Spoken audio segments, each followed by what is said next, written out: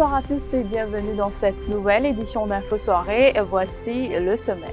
La famille Tchigadou, accablée par la mort de David, le corps de ce jeune homme et père d'un enfant a été retrouvé en cellule à Trou-de-Douce. Sa mère, qui avait porté plainte contre lui pour vol, regrette son geste mais ne croit pas en son suicide.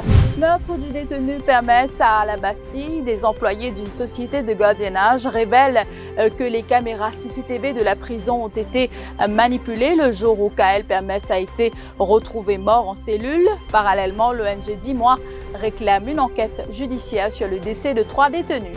Dans le reste de l'actualité, les annual leaves pour ceux ayant travaillé pendant la période de confinement ne seront pas affectés. Pravin Jugnauth l'a annoncé lors de son discours sur le COVID-19 Bill à l'Assemblée nationale ce mercredi. Et le gouvernement déterminé à sortir Maurice de la liste noire de la Commission européenne. C'est ce qu'a déclaré le ministre Mainzi Rotten lors de la Private Notice Question à l'Assemblée nationale ce matin. Et puis l'International AIDS Candlelight aura lieu ce dimanche 17 mai. Sécurité sanitaire oblige, il n'y aura donc pas de rassemblement cette année. L'événement sera observé à travers les réseaux sociaux. La famille Tchigadou à Poste de Flac est inconsolable après la mort de David en cellule à Trou-de-Douce ce matin. Selon la police, le détenu s'est pendu à l'aide de ses vêtements. David Tchigadou, 30 ans et père d'un enfant, s'est retrouvé en prison après que sa mère ait porté plainte contre lui pour le vol de plusieurs produits au domicile familial, mais également pour 2 autres délits de vol dans la région de Flac. Les proches ont appris le décès dans la presse ce matin. Ils n'ont pas les idées claires et sont convaincus que David n'aurait jamais commis l'irréparable. Sa mère regrette amèrement d'avoir porté plainte et avoue qu'elle était loin de se douter qu'elle va 2 jours après récupérer le cadavre de son fils. Sa cousine s'est confiée à Jean-Luc Émile. Mais la maman, comme elle dit, elle n'a jamais, comme si, envoyé son fils. Elle a fait une plainte, oui, contre son fils, mais non pas pour être tué. N'a pas été rapporté comme ça. Ce n'est qu'en regardant un journal qu'on a appris qu'il s'est suicidé. Mais on n'a pas les idées claires. Voyez, personne, mais on dit pas que c'est un meurtre, mais il y a quelque chose qui cloche. Ça, je peux vous dire qu'il y a quelque chose qui cloche. Il avait ses défauts, mais c'était quelqu'un de sympa, très gentil, toujours là pour aider. Je disais à David, j'ai un petit truc à faire, un petit boulot, si tu peux m'aider, il est toujours là pour vous aider. Elle regrette amèrement parce que, comme elle vous dit, qu'elle n'a pas, elle a porté plainte contre son fils pour ses délits, mais non pas pour ensuite recevoir le cadavre de son fils après 2 jours. Des officiers d'une société de gardiennage confirment que les caméras CCTV de la prison de la Bastille ont été manipulées le mardi 5 mai dernier, c'est-à-dire le jour de la mort de Jean-Kael Permès, suite d'une hémorragie causée par de multiples blessures. Plusieurs caméras de surveillance ont été désactivées dans la journée, c'est-à-dire avant l'arrivée du détenu de la prison de Bobassa. Un garde-chaume a été filmé alors qu'il désactivait ses caméras. La prochaine étape sera son interrogatoire chez Adjadou. Une semaine déjà que les limiers de la MCIT enquêtent sur le meurtre du détenu Jean-Kael Permès et la thèse d'un complot ourdi se précise de jour en jour. Les caméras de surveillance ont bel et bien été manipulées selon des employés d'une société de gardiennage. Pendant plus de 30 minutes, plusieurs caméras ne fonctionnaient pas dans des endroits stratégiques de la prison de la Bastille le 5 mai. Élément qui confirme ainsi qu'un des gardiens affectés à la salle de contrôle de la prison aurait désactivé certaines caméras. Sauf que ce dernier n'a pas réalisé que ce lieu de haute sécurité était également couvert par une autre caméra de surveillance. La prochaine étape de l'enquête s'annonce cruciale. Ce garde-chaume devra fournir ses explications. Pourquoi avoir désactivé les caméras? Qui lui a donné des instructions? Les interrogatoires des autres témoins se poursuivront aux casernes centrales demain. L'organisation Droits Humains Océan Indien réclame une enquête judiciaire auprès du directeur des poursuites publiques sur la mort de Michael Louise, Jean-Alain Auguste et Jean-Kael Permès.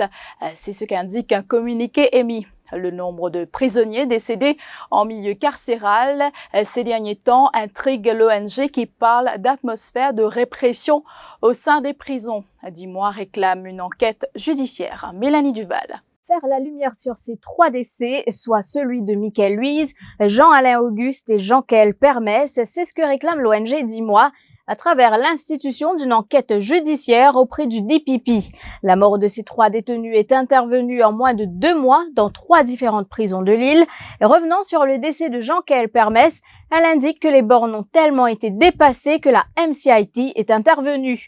L'organisation soutient également avoir reçu les témoignages de dizaines de parents de prisonniers qui parlent de faits extrêmement préoccupants qui se déroulent dans les prisons mauriciennes. Une répression quasi permanente y règne, précise le communiqué, qui demande également à l'État de se ressaisir et de faire respecter son engagement onusien par rapport au traitement des détenus en prison. Tout à fait autre chose à présent, un cycliste d'une 50aine d'années admis aux soins intensifs de l'hôpital de Rosebel après avoir été percuté par un véhicule de police à Beauvallon hier.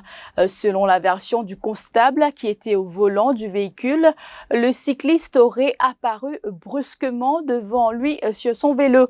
Le quinquagénaire a été grièvement blessé. Le policier affecté au poste de police de Blue Bay a été soumis à un alcotest qui s'est révélé négatif. C'est la déception du côté de Conversation solidaire collective qui a rencontré le Premier ministre au bâtiment du Trésor cet après-midi.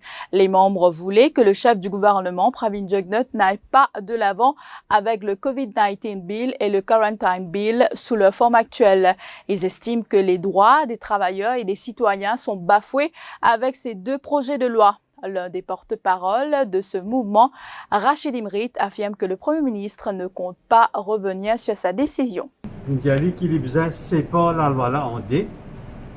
Tout bonne provision dans la loi qui peut tous un droit acquis par un citoyen Maurice et qui peut tous un droit acquis par un travailleur. Ça, il parle de l'avant. Nous disposons de discuter avec lui. Quand il finit de faire une discussion, là, il y a de l'avant. Mais il n'est pas d'accord, il parle de l'avant. Deuxième, nous disons qui va provision de la loi qui concerne la question pratique.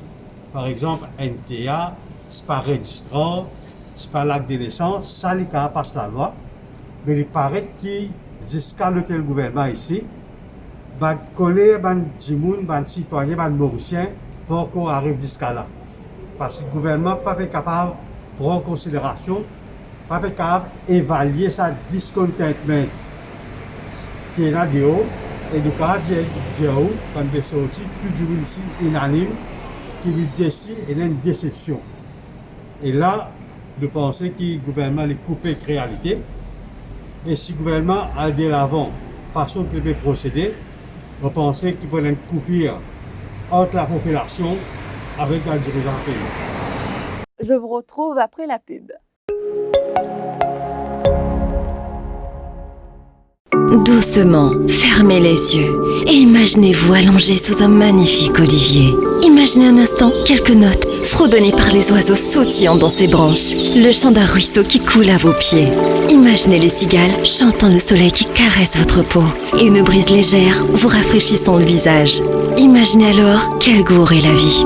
Vous aussi, goûtez cet air de Provence. C'est nouveau, plein de fraîcheur et rempli de bienfaits. Tara Olive Spread pour une consommation saine au quotidien. Tara, votre partenaire santé.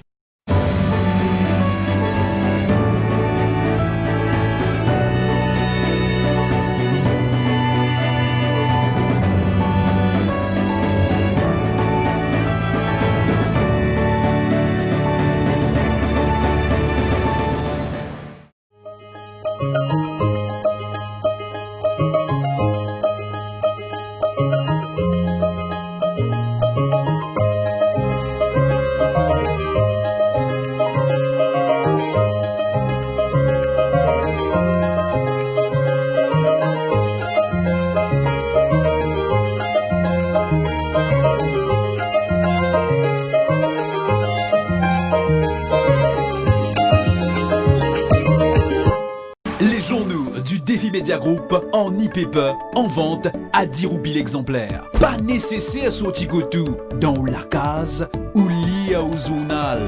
Paiement en toute sécurité par carte de crédit. 10 roupies l'exemplaire.